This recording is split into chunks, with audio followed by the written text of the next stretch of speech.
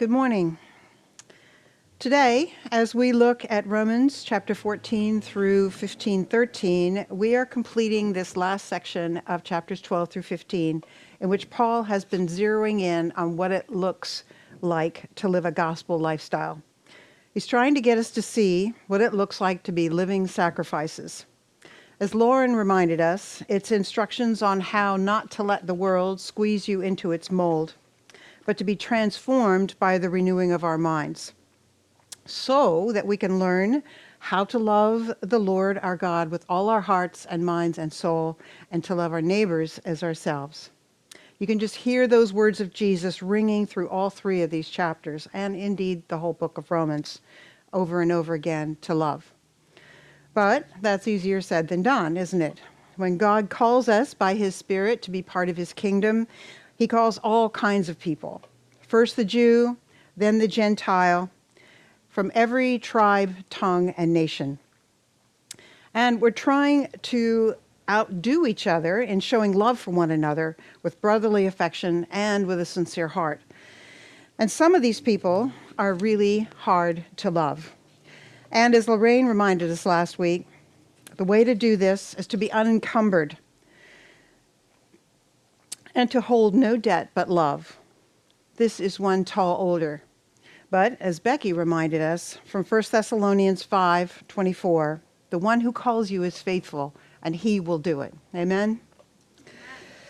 Though in chapter 12 and 13, Paul outlines some basic components of the gospel lifestyle, here in chapters 14 and 15, he tackles one particular issue at length. The church in Rome seems to be embroiled in quarreling, as Lorraine alluded to, and now Paul reveals that the issue involves weakness in faith and calls the two factions the weak and the strong in faith. So first I want to talk about what the issue was that had developed and why it's causing such a controversy that Paul feels he must address the whole church about it. Secondly, I want to talk about how he says things should be handled, applying the principles that Paul lays out in chapters 12 to 15 to our gospel lifestyle and to the church today. So first, let's look briefly at the historical background of the church at this time. You remember that God has chosen Israel to be his people, to be a holy nation, and to be a light to the Gentiles. God has given the law and many ceremonial rites, lists of dietary regulations, and celebratory feasts that they were told to celebrate in order to worship him. So for hundreds of years, this is what the Jews did to show their devotion and honor to God. It was ingrained in them, literally a part of who they were. Over the years, many Gentiles were also grafted in as spiritual followers. And even today, many Orthodox Jews maintain kosher rules. And then along comes Jesus, who literally upset the apple cart. In regards to this issue we're looking at today, while he was alive, he declared all foods as clean. You'll read in Mark chapter 7, verses 18 to 19, in response to the Pharisees criticizing him and his disciples for eating without first washing their hands, Jesus says, "Are you so dull?" he asked. "Don't you see that nothing enters a person from the outside that can defile him? For it doesn't go into their heart, but into their stomach, and then out of the body." And in this way, he declared all foods clean. Then in Acts, he reminds Peter again, when this sheet comes down from heaven in the sky, that all food is clean, which ultimately leads Peter to the conclusion that what that really means is that the Gentiles have been accepted by God into the family of faith, and not just the Jews, which you know has been the whole theme of the book of Romans. But this truth doesn't go down as easily as the ham sandwich that maybe Peter had that same day.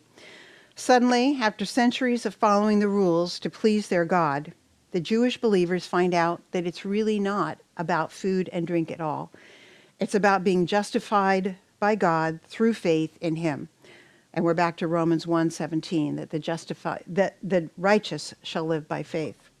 I can just imagine, as Paul traveled on his missionary journeys, that he may have faced and come across many people in villages that may have held convictions that look something like this. Here in Anatevka, we have traditions for everything. How to sleep, how to eat, how to work, how to wear clothes.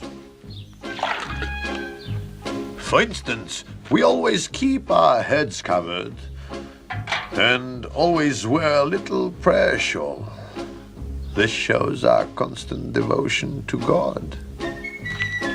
You may ask, how did this tradition get started? I'll tell you. I don't know. But it's a tradition. And because of our traditions, every one of us knows who he is and what God expects him to do. Did you catch that last phrase from Tevye? And because of our traditions, every one of us knows who he is and what God expects him to do. Imagine that someone like Tevye and others from the little village of Anatevka have come to the Lord, along with other villages nearby that maybe are not quite so Jewish. What does the church in that area look like? You can understand how disputes could easily arise. Traditions that have been handed down for generations are not easy to let go of. As Douglas Moo suggests, most commentators conclude that the core dispute in Rome has to do with the observance of Jewish law. The weak were mainly the Jewish Christians who could not bring themselves to abandon the requirements of the law that they had observed their whole lives. They simply could not ignore them in good conscience. The strong, by contrast, probably mostly Gentiles, Christians, felt no need to observe the laws, unquote. But you will notice here that we don't have a situation in the church that's similar to the Corinthian or the Galatian or the Colossian churches. In those situations, Paul condemns them for believing false teaching and turning to a different gospel. That is not the case here. I think that's why it's the last thing that Paul addresses in this letter, almost as a postscript. It's not the focus of the whole letter, but I think Paul would have them use the rest of the letter to help them solve the problems that they're having. This is not a case of false teaching, but of dealing with opinions. Opinions that the people hold. The problem, Paul points out, is that these two groups are criticizing each other over their conflicting views on issues that in the grand scheme of the gospel really don't matter at all. The fancy word here for things like this is adirophorous, which literally means that things are neither harmful nor beneficial. Because of this, we must remember that the weak person is one who is weak in faith, not an unbeliever. Verse 3 says that God has accepted him, and it is to God that he must answer, not his strong brother in the Lord. That is, God knows your heart, and you, strong one, you do not. But both of these groups have attitude problems, don't they? Keller says, quote, the strong tend to take the weak too lightly, seeing them as being legalistic. And the weak tend to take the strong too seriously and are upset by what they see as licentiousness, unquote. The point, Paul says in verses 5 and 6, is that whatever you do, both of you should be fully convinced in your own mind about what you are doing. If you think that something is unclean or wrong to do, then for you it is unclean or wrong. Each of you, whether you eat or abstain from eating, should do it in honor to the Lord and give thanks to him. It's a matter of one's own conscience. Paul aligns himself with the strong, as we see in verses 14:14 and 15:1. He doesn't say to the weak person, get your act together and get over it. He accepts the fact that they have not quite grasped the gospel in such a way that they're free to let go of all the traditions that have held them for so long. And so he's definitely putting more onus on the strong as those who really need to set the bar in terms of how to get along with each other. In a culture where people have differing opinions about things. We don't have that kind of culture, do we? And he's saying much more than just agree to disagree, which sometimes is quite necessary. But here there's an imperative which calls us for action on both the parts of the weak and the strong. We are to welcome and we are not to pass judgment, and he has strong arguments for both. First, let's look at welcome. As I said earlier, verse 3 tells us that we should welcome one another. What does that look like for you? When was the last time that you went out of your way to show love to someone with whom you disagree? Someone who you know holds totally different opinions, say, I don't know, about baptism? Do we dunk or do we sprinkle?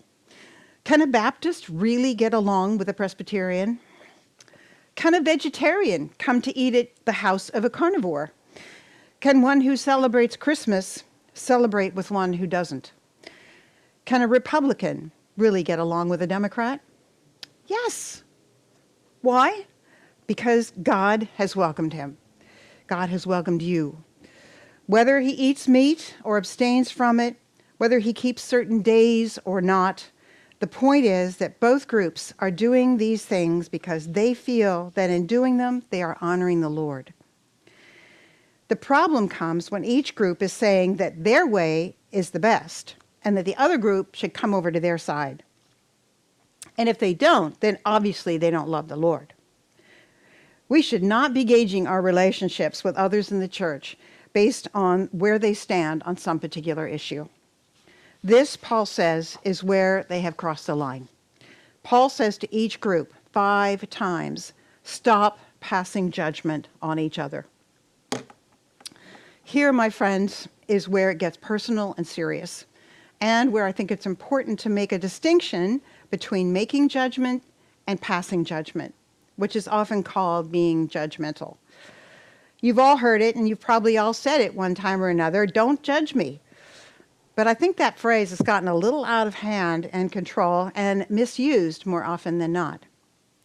Jesus told us in Matthew 7, verse 1, judge not, lest you be judged. We all make judgments every day. We judge what time we get up in the morning, whether we'll make it to work on time. We judge our appearance to see if it's appropriate. We judge what church to go to. We judge whether to put our kids in private schools or public schools. We're not being judgmental. We're using judgment. Matthew Rutten, in his article on this same subject, says this, quote, the difference between being judgmental and using judgment is vital if we are to have meaningful conversations with one another in our increasingly diverse society. We can disagree with someone, and sometimes deeply disagree, and not be judgmental. But we can use judgment, unquote. What it boils down to, in my view, is how you express your opinion within your conversations. Being judgmental means that you are thinking more highly of yourself than you ought. You have become the judge. By using judgment in a situation when we are highly disagree with someone, means thoughtfully expressing your opinion where a variety of opinions exist. We must do this thoughtfully, even as we express the truth in love. It's when we're thoughtless in expressing our opinions that we often come across as being judgmental, when in essence we may just be passionate about our opinions, and those passions can often get the better of us. In the end, there's only one judge, and we are not him. You may think you know that person so well that you can look straight into his heart and know what he's like. You think you can read his mind. That's how convinced you are that you are right and he is wrong. By doing this, Paul says you're passing judgment on your brother or your sister.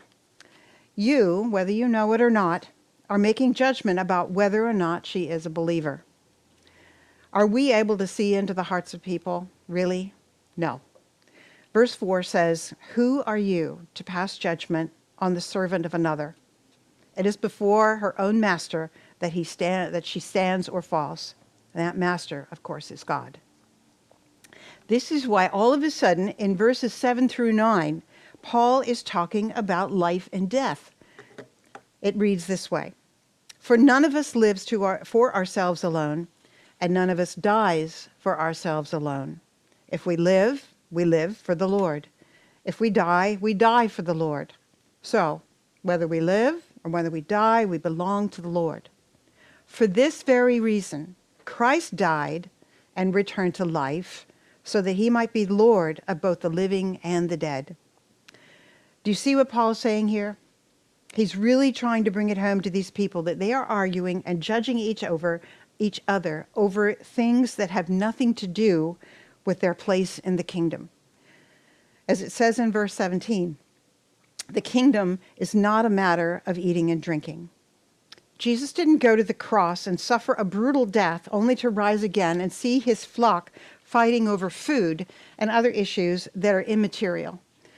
Don't you see how petty these arguments are? I grew up going to church. In the 50s, most churches were pretty conservative. You were told to follow the rules. If you were a good little Christian girl, as Norma reminded me, you could say, I don't drink, I don't chew, and I don't date the men that do. Only what I saw at home and what I saw at church were two different worlds.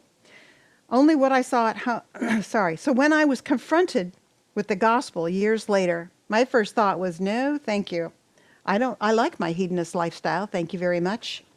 I know what rules you guys have, and I'm not ready to give up my having fun. Eventually, my guilt got the better of me, and God pulled me up from the mire into which I was sinking. But though I was willing to give up my sin, I encountered a different kind of law-keeping judgmentalism within the church.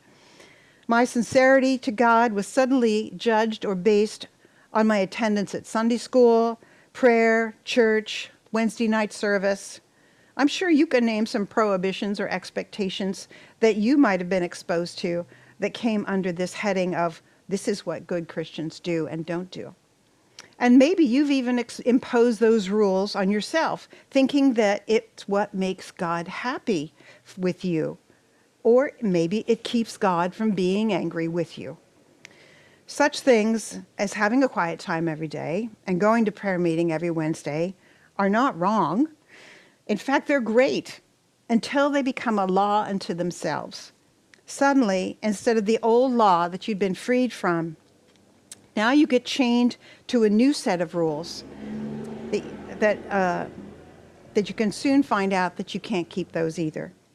I used to feel like such a failure as a Christian if I didn't read my Bible or pray as much as I heard that other women were doing. I had fallen into a new form of legalism.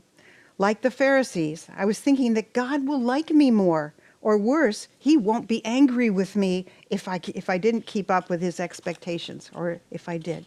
This is so not true. So what I finally came to realize is that you can't do things for God that will make him love you any more than he already does. He's already proven that by giving up his life for you. Jesus bore the wrath of God so that we would not have to. So instead of doing things like reading the word and praying to make him love you more, what will happen in the end is that you will end up loving him more. The first question in the Westminster Catechism is, what is the chief end of man? The answer is to glorify God and enjoy him forever, not obey him forever. What a great goal. And this leads me to my second point, which is that what is the question, what is Paul calling us to do instead of judging each other for our behaviors that we keep? In chapter 14:13 through 15:13, Paul lays out the what and the why of how we should behave towards our brothers and sisters. As I said earlier, Paul is quite clear that he's aligning himself with the strong in faith.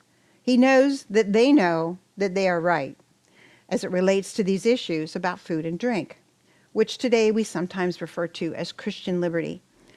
But what is wrong is that they're looking down their noses on those that are weak, and in some cases they're causing them to stumble.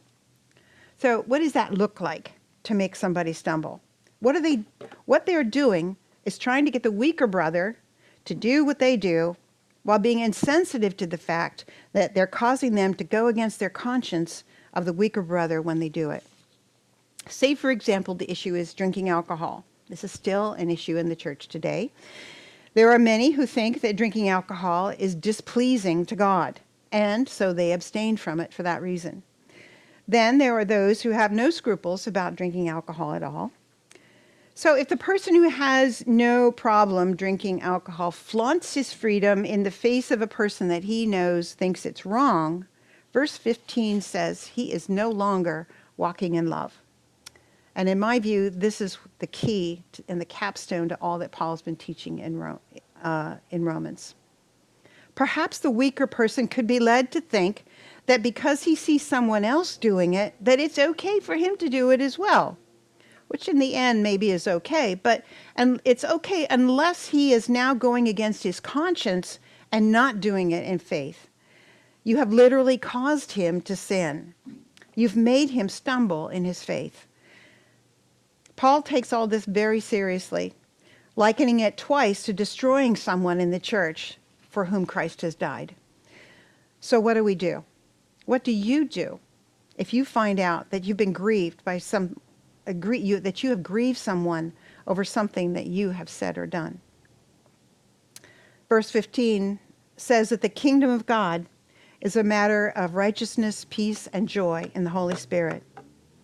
It breaks my heart to hear about people getting in disputes or even leaving the church over such things as what color the sanctuary is, or whether to have carpet or not, or what kind of worship style we have, or whether to have a Christmas tree in the sanctuary or an American flag. I've heard that some have even been accused of not being a Christian if they didn't vote for the right person or not, that they thought they should. Can there be any more disputable issue than politics that can be considered odioferous? Instead, as verse 19 says, we need to pursue what makes for peace and for mutual upholding of the body. You're going to do that, verse 22 says, by keeping your opinions between yourself and God, especially if you know it's going to upset someone else.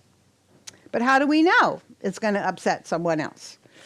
Are we to walk on eggshells, wondering if anything that we say or do offends someone? No, but we won't know unless someone confronts us or unless we have the sensitivity to ask people ahead of time about their scruples. For example, if you have no scruples about having a beer or wine and you serve it in your small group Bible study without asking ahead of time if anyone has any objections, then you are quite liable to run into this issue head on. You are not walking in love. But rather than stand our ground and demand our rights of religious liberty, which we as Americans are often wont to do, we need to modify that expression of our freedom and seek how to love that person well. That we love one another sincerely with The same theme has been repeated in these last three talks. That we love one another sincerely with brotherly affection. Chapter 15:1 sums it up. We're not to please ourselves. We're not to push our own agenda. We're to put our own needs and our desires above everyone else's, our neighbors. We're to love as Christ did. He set the pattern for our behavior, to love the Lord and to love each other. How do we do that? Or how did he do that? By not pleasing himself. What if Jesus had followed his own desires instead of those of the Father? What if in the garden he'd said, "My will be done," instead of "Thy will be done"? Instead, we read in verse 15:13, "For even Christ did not please himself, but as it is written, the insults of those who insult you have fallen on me." A quote from Psalm 69, which in itself should drive you to tears. I imagine, as Paul was reading Psalm 69, he started looking at all the scriptures and got really encouraged and filled with hope as he understood that the reading of the scriptures is the key to the survival of the church. Because when we read the word, we get to know God. We get to know his character, his plans, his amazing love for us in Jesus. Only then can we share that love with one another and with those that don't know him. As Tim Keller puts it, quote, real unity does not come when we seek it, but rather it's a byproduct of seeking to follow Christ, unquote. This is why Paul is quoting from all the sections of the Bible in that last part of chapter 15, 1 to 13. He quotes from the law, from the writings, which are the Psalms and Proverbs, and from the prophets, to show God's amazing plan of including everyone in his plan of salvation, from the Jew first to the Gentiles, that all might glorify God for his mercy. Now, may the God of endurance and encouragement grant you to live in such harmony with one another, in accord with Christ Jesus, that together you may, with one voice, glorify the God and Father of our Lord Jesus Christ. Therefore, welcome one another, as Christ has welcomed you to the glory of God. Amen. As one commentator put it, one of the few ways that we can have one voice is by singing together in harmony. I invite you to sing along with this song, which I think reflects well our status before God. I've just discovered it, and it's meant a lot to me recently. It may be new to you, but the lyrics are here for you to sing along with. It's called All Sufficient Merit.